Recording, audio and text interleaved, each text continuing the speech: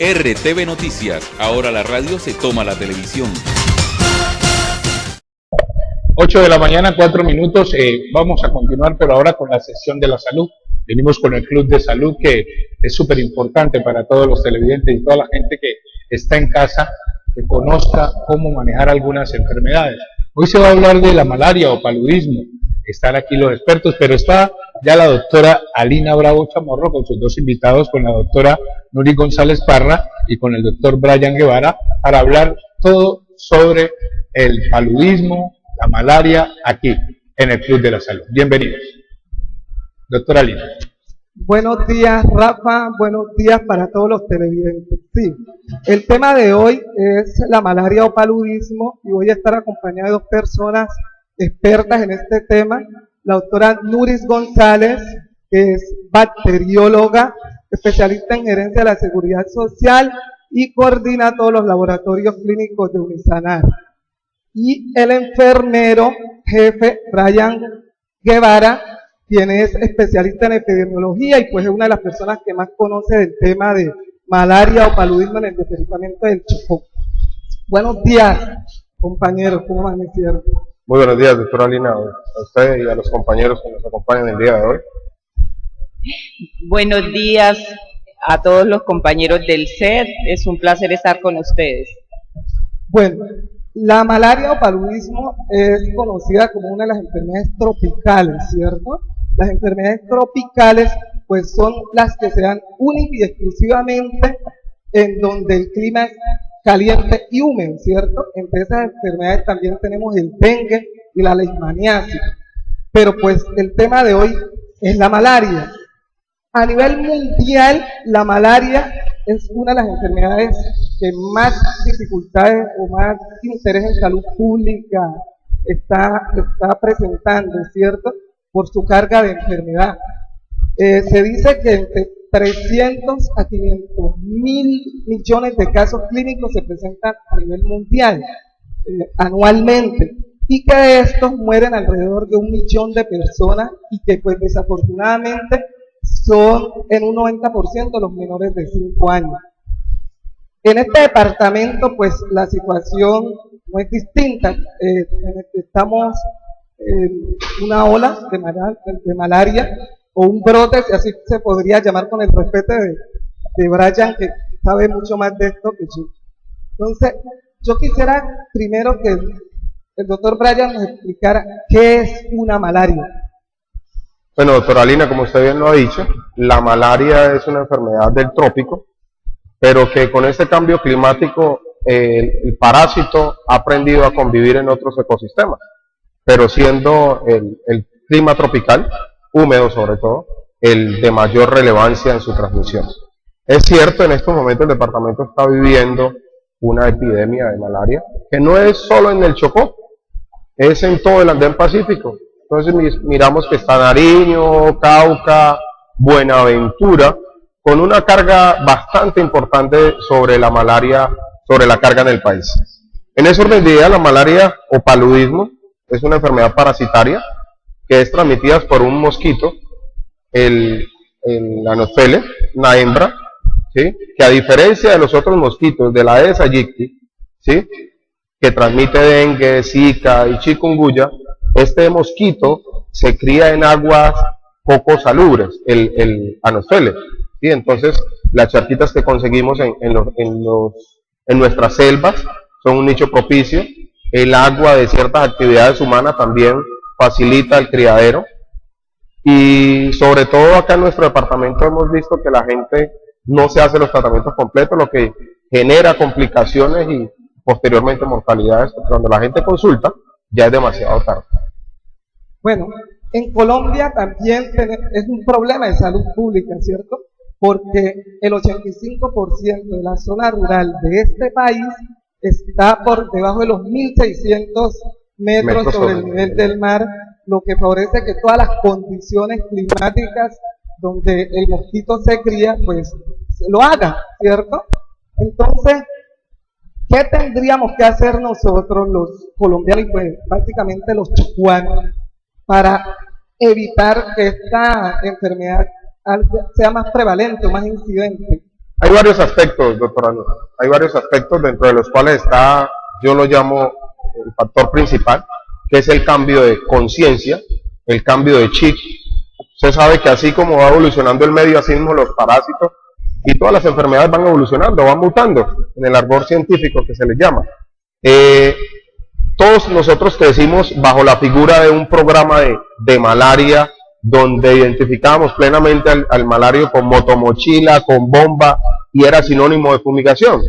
Las políticas han ido cambiando. Estamos hablando de la década de los 50, cuando se hablaba de erradicación de la malaria, que se pretendía, según la OPS, de que esta enfermedad se iba a erradicar de la faz del mundo. Erradicar es borrar, es eliminar totalmente de la faz del mundo, fumigando. Entonces se empezó a utilizar el DDT, lo cual en el Amazonas, y cuando se empezó a construir el canal de Panamá, que se cobraron muchas víctimas, esto empezó a presentar sus efectos adversos, ¿sí? No hubo resistencia al insecticida, sino que más bien se empezó a ver problemas en las personas, problemas respiratorios, problemas de piel por el uso indiscriminado de eso.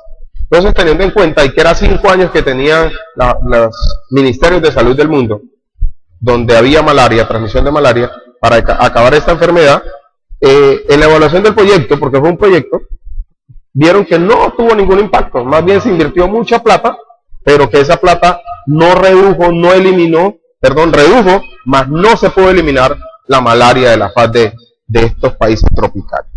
En ese orden de ideas, por eso hablo del cambio de chip, porque la política ahorita es, ¿qué hago yo para proteger mi salud? ¿Cuál es el compromiso que yo tengo como persona para proteger mi salud? Y no como anteriormente, que era el Estado quien cubría todo lo estamos viendo, y la gente todavía no toma conciencia de eso, porque creen que el Estado va a auspiciar todo. Entonces pienso que esa sería la primera medida, cambio de chip, ser responsables con los alrededores de las viviendas, con las fuentes de almacenamiento de agua, ¿sí? Y posteriormente, como segunda medida, que cuando las personas sientan la sintomatología, porque no está oculto de que nosotros somos expertos en malaria, no necesitamos ser profesional del área de la salud, ¿sí? Para darnos cuenta que tenemos malaria. Uno escucha a un niñito, escalofrío, fiebre, en estos municipios del Chocó que son endémicos, hiperendémicos, perdón, diciéndole, vos tenés paludismo, al otro, vos tenés paludismo, ¿sí? Pero ¿dónde se adquiere eso? Del argot popular y de la constante exposición que mantenemos. Entonces, consultar oportunamente se convierte en una forma también de cortar la transmisión. Tratamiento, diagnóstico temprano, tratamiento oportuno. Pero ¿qué pasa? En las comunidades dispersas, en las comunidades indígenas sobre todo, podemos observar de que primero van donde el Jaibaná, y posteriormente cuando Jaibaná dice de que ya no puede, ahí sí lo llevan a la medicina occidental. Entonces tenemos esos dos factores, y lo otro es el tema del entorno saludable en la vivienda. Bueno, doctor Brian, yo totalmente de acuerdo. Yo creo que no podríamos erradicar malaria con proyectos de fumigación si no cambiáramos el entorno donde habitan nuestra gente, ¿cierto? Si no actuamos mejorando las condiciones de vida de toda la comunidad, de una comunidad. Bueno, doctora Nuris, ¿nos podría explicar un poco cómo se transmite esta enfermedad? ¿Cómo se adquiere y cómo se transmite? Bueno, la malaria es una enfermedad parasitaria que es transmitida por la hembra de un mosquito que se llama Anósfeles. Ese mosquito se encuentra mucho en todas las zonas donde conseguimos aguas estancadas, es decir, donde conseguimos quebradas, donde podemos conseguir botellas vacías, tarros.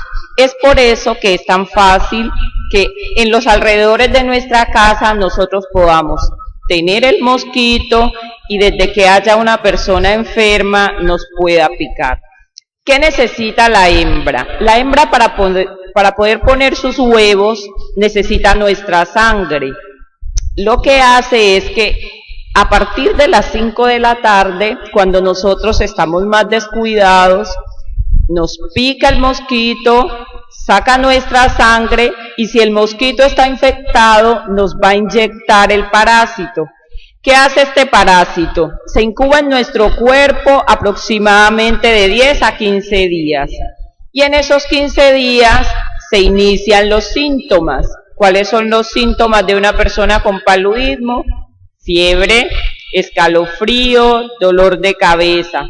En algunos casos puede tener vómitos, puede tener diarrea, puede llegar a tener problemas de conciencia, pero esos son los generales.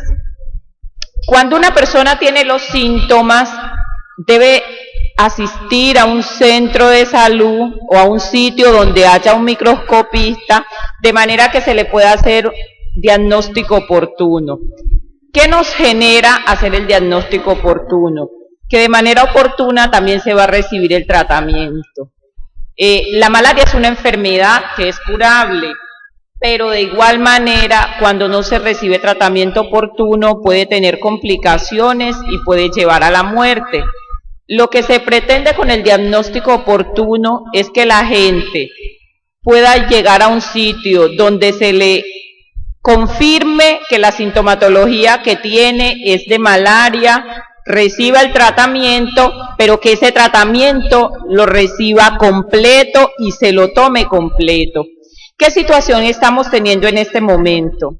En el departamento hay algunas comunidades que no se están tomando los tratamientos completos y eso nos ha generado algún problema, porque si el tratamiento se suspende, el parásito no se elimina del todo y cuando regresa mucho más fuerte y puede generar complicaciones. Bueno, explíquenos de una forma más detallada cómo se transmite. ¿Se puede transmitir la enfermedad de una persona a otra? ¿Cómo es el mecanismo? A ver, solamente se puede transmitir por la picadura del mosquito o en el evento en que a mí me hagan una transfusión sanguínea y la sangre que me estén colocando pueda llegar a tener el parásito.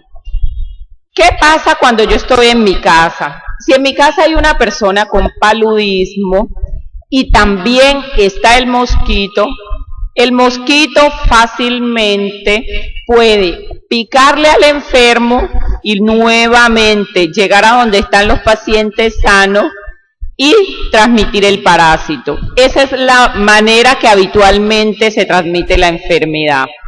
¿Qué se recomienda cuando usted tiene una persona enferma en su casa? Que a esa persona la ponga a dormir en un toldillo. Es la manera de evitar que haya el contacto entre el mosquito y el paciente enfermo. Bueno, existen acá en el departamento del Chocó 2 clases de paludismo, ¿cierto? Son los más frecuentes. El doctor Brian nos puede explicar cuáles son esas 2 clases y también que existe uno que es un poco más benigno que el otro. Hay un paludismo mucho más agresivo, mucho más complicado. Entre comillas, lo de benigno, ¿no? Sí. Quiero complementar un poquito lo que dice la doctora Nuri, lo que acaba de decir la doctora Nuri. Los que se nos crían en agua limpia, en tarros, llantas, es el Aedes aegypti. Transmite dengue, zika, chikungunya, mayaro, que de pronto nos visita dentro de poquito. Entonces,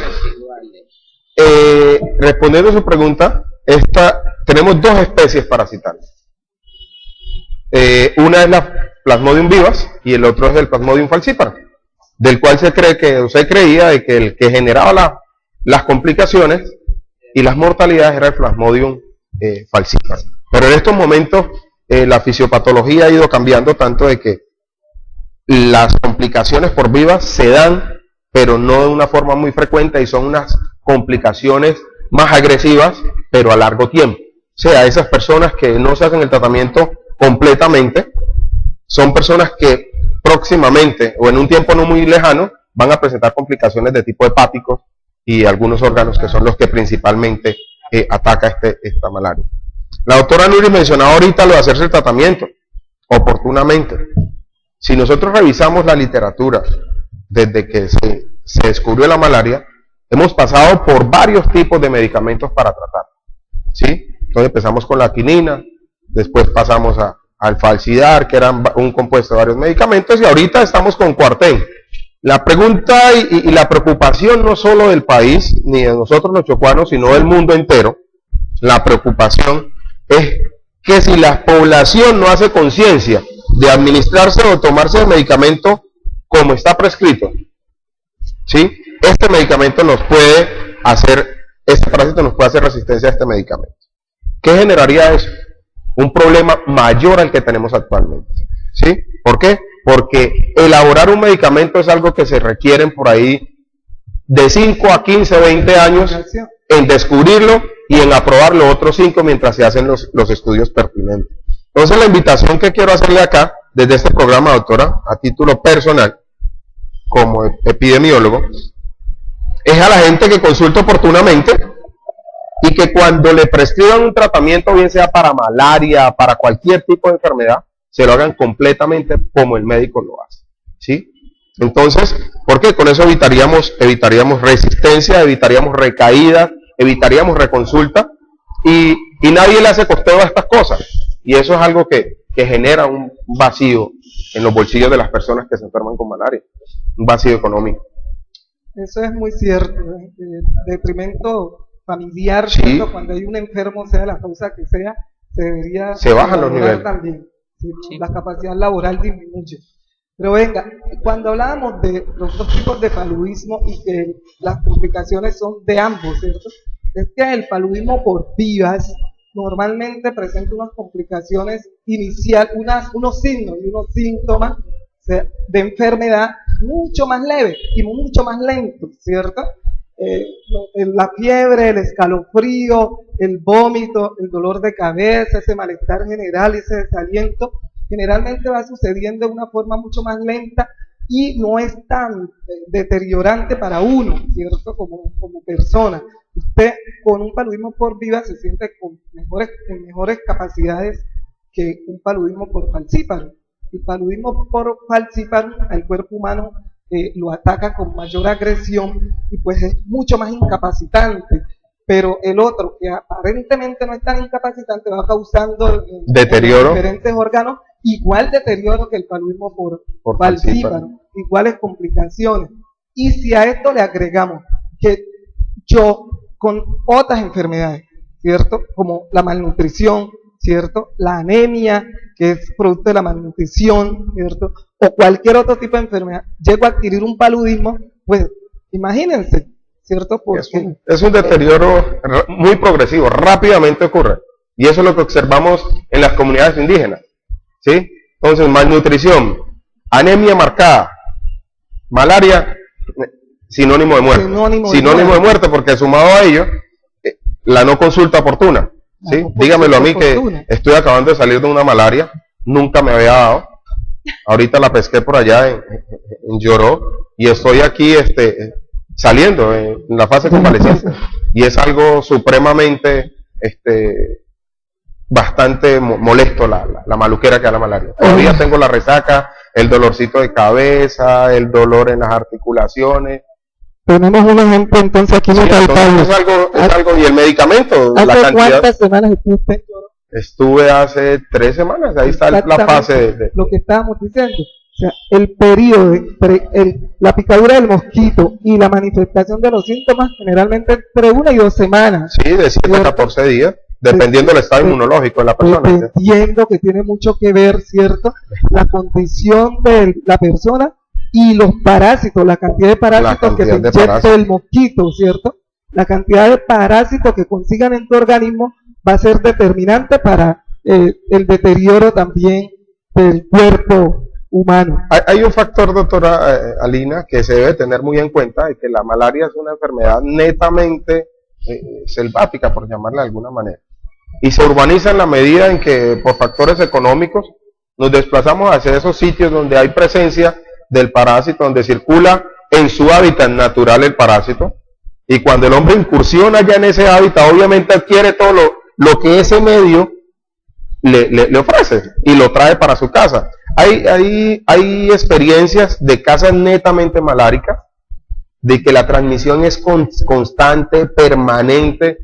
¿Qué quiere decir eso? De que el papá, la mamá, por sus quehaceres se están desplazando a estas zonas donde circula el parásito naturalmente y lo extraen constantemente. Entonces son los niños que uno ve que le dio malaria hoy, se curó y a los 20 días, como se trata de una enfermedad parasitaria, A los 20 días vuelve otra vez a consultar con una especie diferente, o puede ser la misma, entonces ahí nos entra la duda de que sea una malaria, una recidiva, una recaída, o sea un caso nuevo, ¿sí? Entonces, esas situaciones, sumado a este deterioro del medio ambiente que tenemos en nuestro departamento, ¿sí? Y sumado a nuestras condiciones Nutricionales, ambientales, en fin, hay una serie de factores que para nosotros como seres humanos, que decimos que somos los inteligentes, obviando las otras especies, que facilitan de que estas otras especies nos vayan ganando terreno, y en eso estamos viviendo actualmente.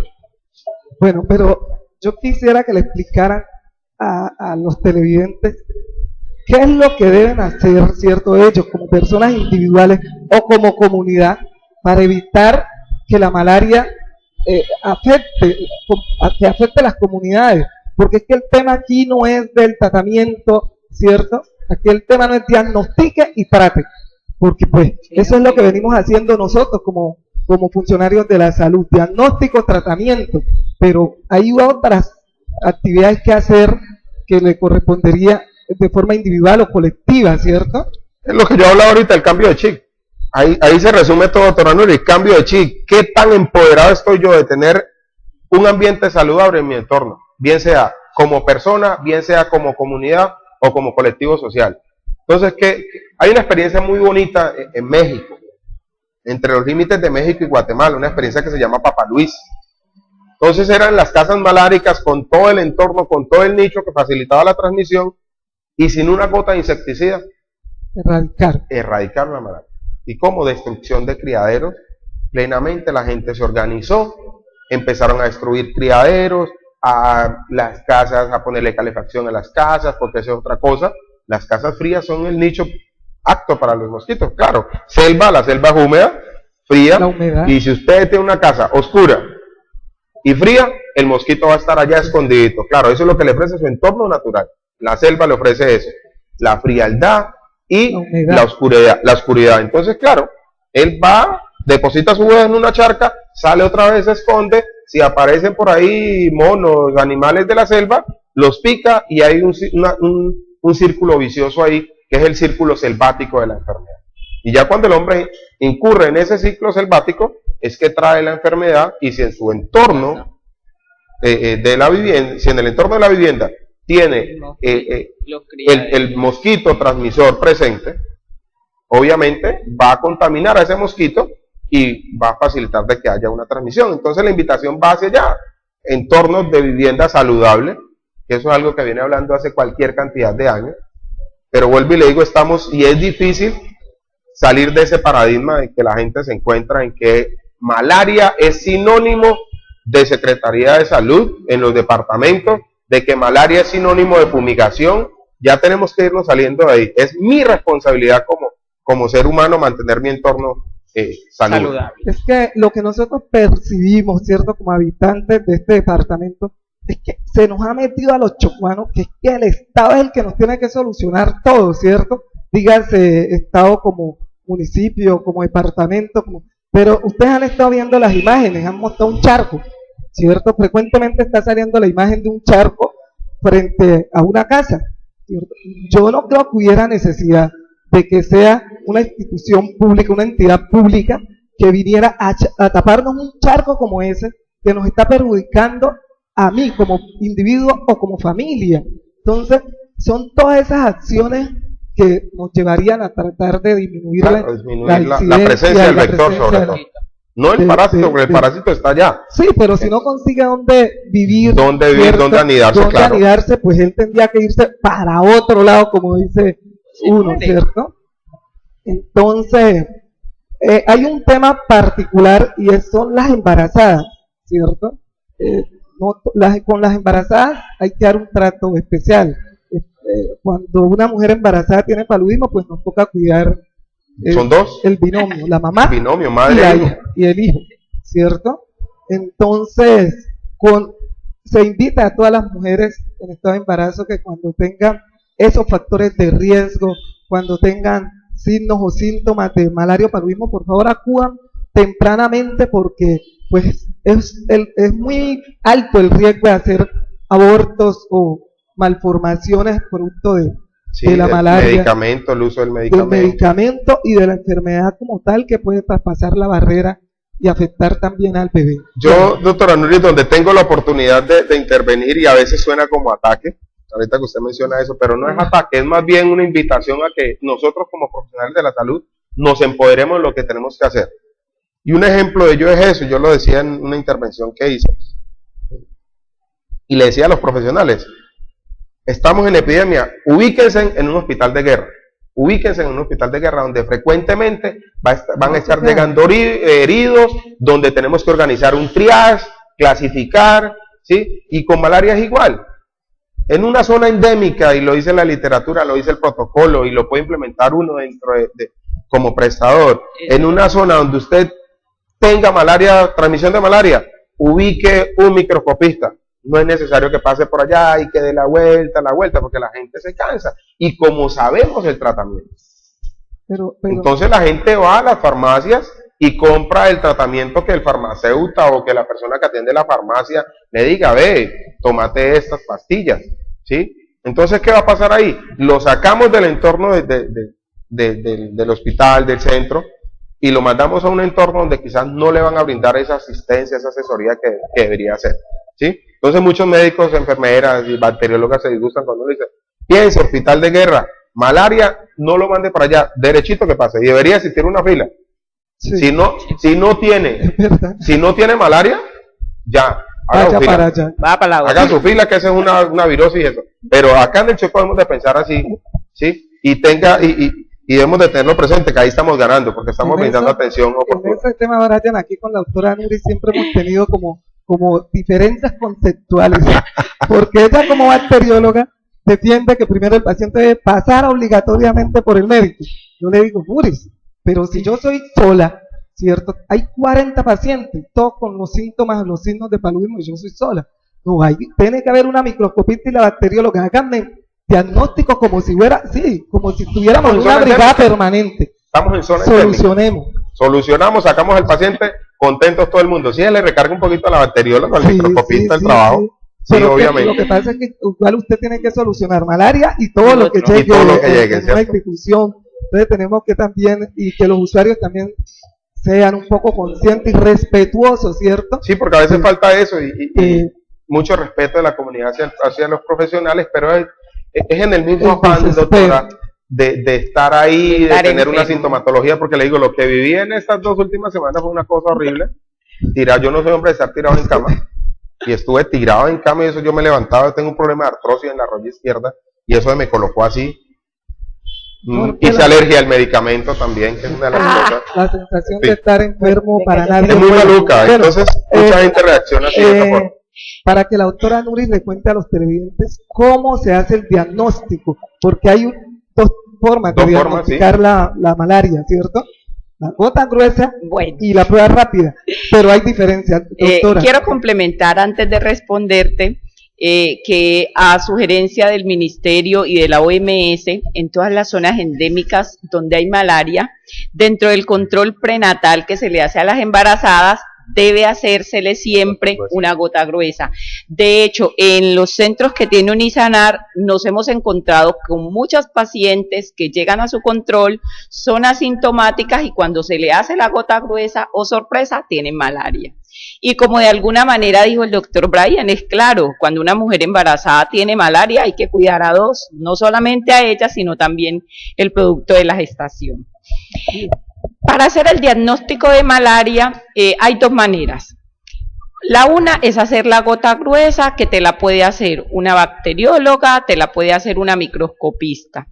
¿Qué se hace en la gota gruesa? Se toma una muestra de una punción digital en el que se va a buscar el parásito.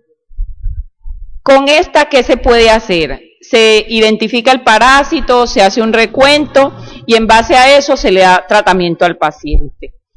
Cuando vamos a zonas donde no hay microscopista, no hay bacteriólogos, se puede utilizar una prueba rápida que está indicada cuando hay brotes de malaria o cuando vamos a zonas donde no hay la manera de hacer diagnóstico microscópico. En este momento, en los sitios que tiene Unisanar, nosotros estamos haciendo casi en todos diagnósticos por gota gruesa. La gota gruesa se está demorando aproximadamente 1 hora porque hay que tomar la muestra, dejar que seque, colorear, luego que seque la coloración y ahora sí hacer la visualización microscópica del parásito. ¿Por qué insistimos que un paciente que tenga sintomatología debe ir a hacerse la gota gruesa? En nuestro medio, fiebre, escalofrío y dolor de cabeza no solamente te puede dar porque tengas malaria, también esa sintomatología te la puede dar el dengue, te la puede dar la fiebre amarilla, te la puede dar una infección urinaria, te la puede dar una infección en la garganta. Entonces, lo que se necesita es demostrar que el paciente que tiene fiebre, escalofrío y dolor de cabeza tiene el parásito para poder darle el tratamiento. Por eso no se le recomienda a ninguno de los pacientes que se automediquen, porque puede ser cualquiera de las enfermedades que les mencioné anteriormente, y lo que se estaría haciendo es dañando el hígado, porque de alguna manera los tratamientos para malaria son tratamientos bastante fuertes, que solamente están autorizados en pacientes que tengan malaria.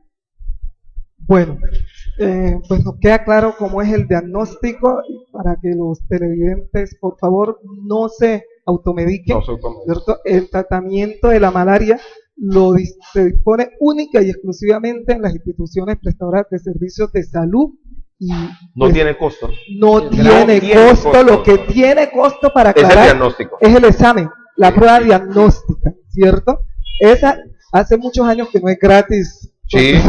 Eso tiene un costo, pero el tratamiento como tal no es gratis para todo mundo, y solo los funcionarios de la salud están autorizados para entregar y dispensar ese tratamiento, porque pues también está establecido que detrás de la entrega de cada tratamiento tenga que haber toda una serie de información que es la que llega hasta el Ministerio de Salud, quienes para poder hacer el analizan la información y hacen todo lo que tienen que hacer para poder proveer otra vez al país de medicamentos, teniendo en cuenta los casos que presenta. ¿Es o no es? Sí. Esa es la dinámica, doctora. Pues, esa es la dinámica que se maneja en el tema de flujo, de entrega y contraentrega de medicamentos. Casos desde donde se diagnostica hacia los departamentos y de los departamentos hacia la nación, para que la nación pueda hacer adquisición de esos medicamentos y no haya lo que se presentó a principios del año, ¿sí? Que fue falta de medicamentos no solo en Chocó, sino en todos los departamentos que estaban en epidemia en el país. Por falla del sistema. Porque es que algunos usuarios cuando llegan quieren que usted le haga todo rápido y no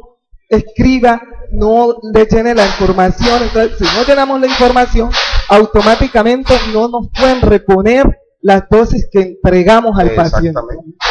Entonces, pues, invitamos a la gente que en estas situaciones tenga un poquito más de paciencia y contribuya con todo lo que tiene que ver con la información.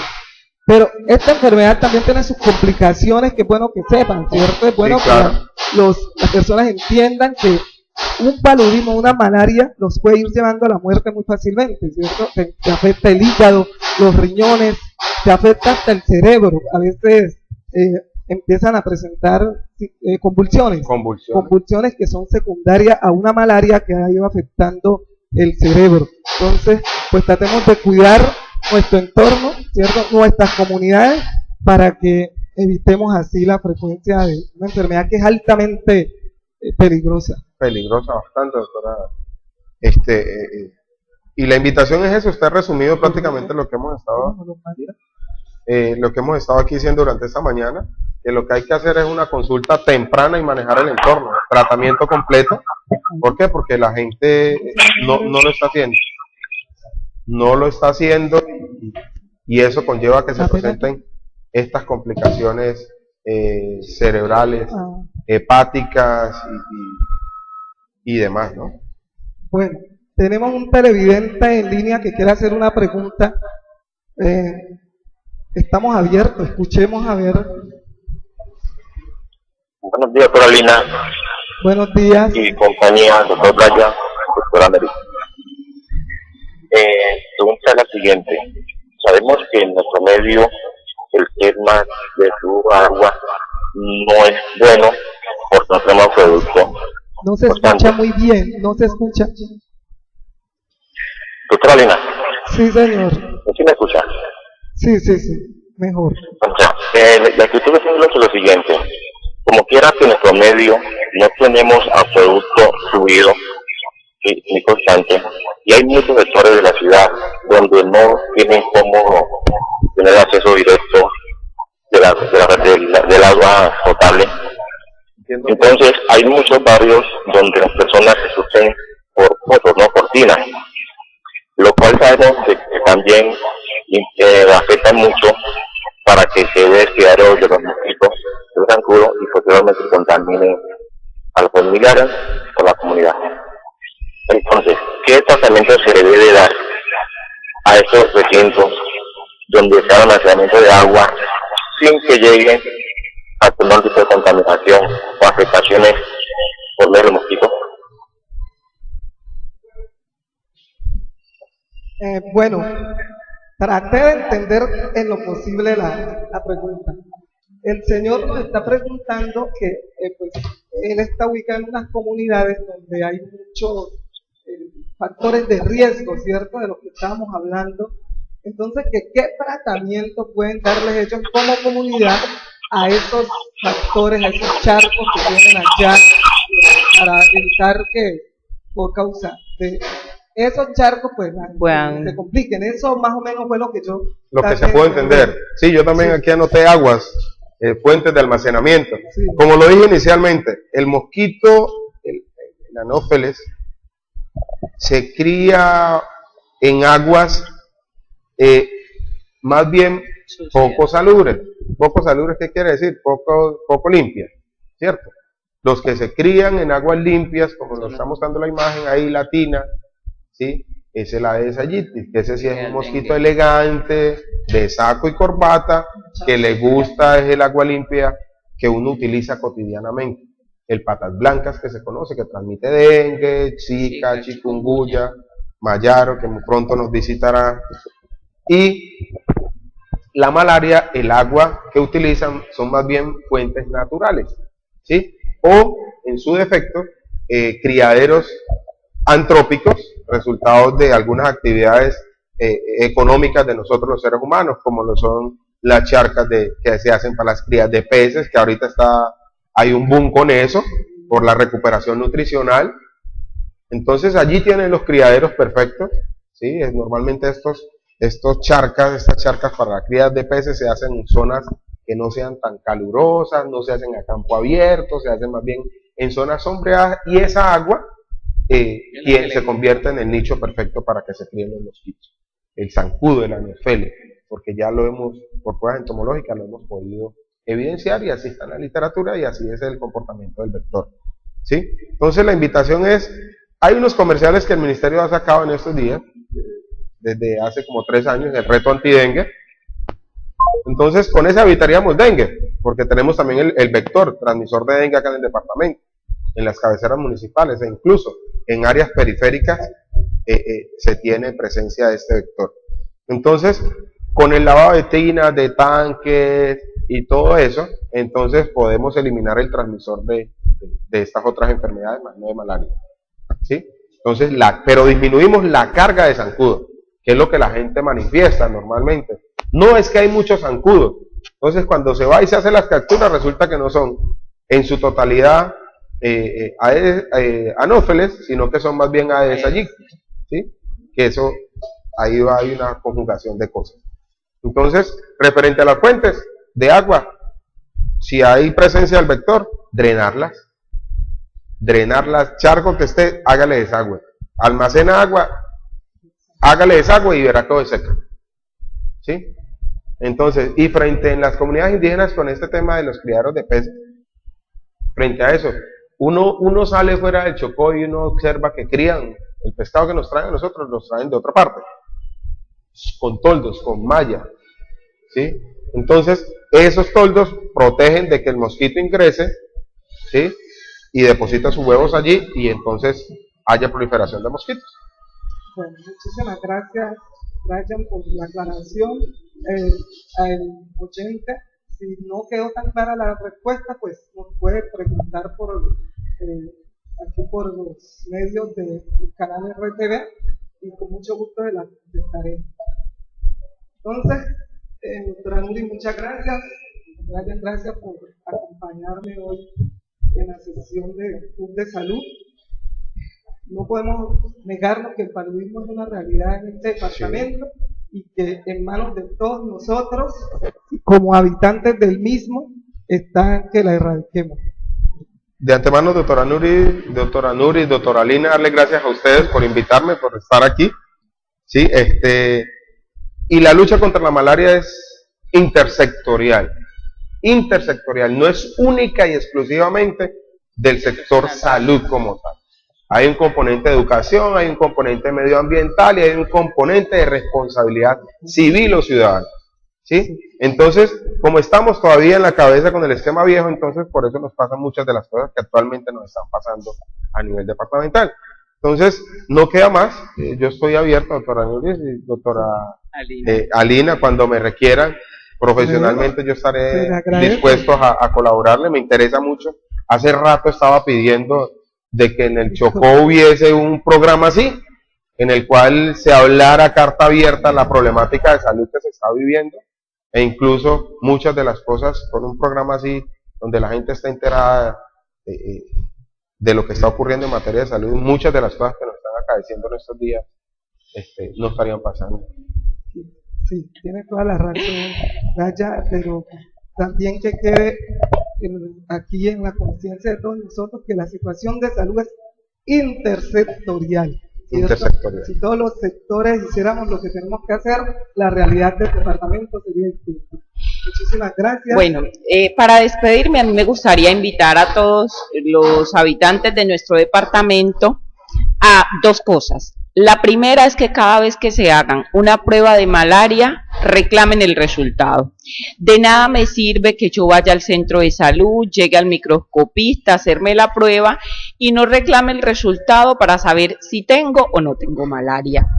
Y la segunda es que cuando a mí me diagnostican malaria, el tratamiento debe ser tomado de manera completa. No puedo suspender el tratamiento cuando me sienta mejor. Para los dos tipos de malaria que tenemos normalmente en el departamento, el tratamiento puede durar 3 días o 14 días. Yo me puedo sentir mejor cuando empiece a tomar las pastillas, pero no puedo suspenderlas. El tratamiento debe ser completo porque de alguna manera, cuando yo lo suspendo, el paludismo regresa y puede ser a veces fatal. Entonces, mi invitación es a que cada uno asuma de manera muy responsable. El diagnóstico no siempre sale positivo con la primera prueba. Así. ¿Cierto? Es bueno que tengamos claro que no siempre con la primera gota gruesa o prueba rápida que nos hacemos nos sale positivo para paludismo. Hay que seguirlo intentando mientras persistan los síntomas. Y aún, doctora Nuris, doctora Alina, qué pena el laxo. Es importante lo que usted acaba de decir, mire que son cositas que se quedan, pero que de una u otra forma hay que retomarlas. Posteriormente a haber terminado, finalizado el tratamiento, hay que hacerse gotas gruesas de control. ¿Sí? Para saber si el parásito fue eliminado o no fue eliminado. ¿Sí? Entonces es otra cosa también que nos hace falta y que da fastidio ir a hacer la cola, y que lo pinchen nuevamente, entonces se acabó el tratamiento, me siento mejor, pero a veces el parásito queda y no se elimina totalmente.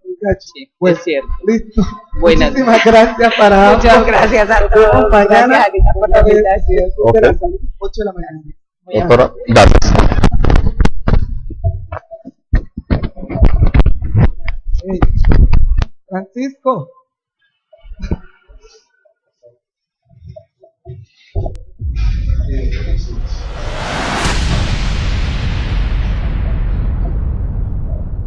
Brian, pero no sabía que ya hacía.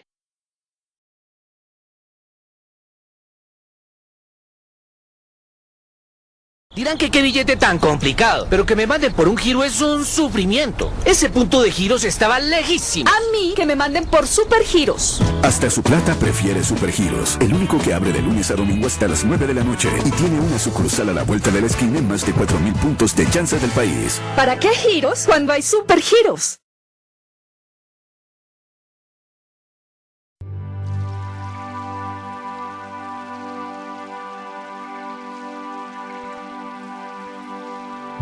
Siempre hemos tenido la mirada puesta en lo que pasa afuera.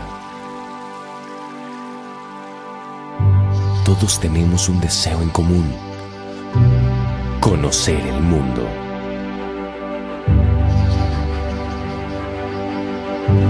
Ahora es el mundo quien quiere conocernos. Grupo Empresarial E10 presenta Bordebalay, Conjunto Inmobiliario. Estamos orgullosos de lo que somos y queremos compartirlo. Bordebalay es un proyecto inmobiliario que ofrece apartamentos, oficinas, consultorios y un hotel creado en alianza con una de las cadenas hoteleras más grandes del mundo. Hotel Park Inn by Radisson, que cuenta con más de 1.370 hoteles alrededor del mundo. Bordebalay es un espacio creado para darle calidad de vida a la familia chocoana y para abrir las puertas de nuestra tierra y así enamorar al mundo entero. Bordebalay, Conjunto Inmobiliario. Hotel, apartamentos, oficinas y consultorios. Comienza una nueva vida en el lugar que soñaste. Vive el progreso del Chocó.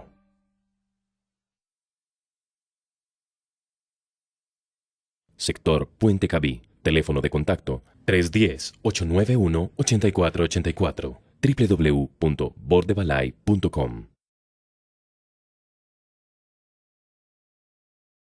En Quito y al servicio de todo el Chocó está suministro de oxígeno Oxichocó.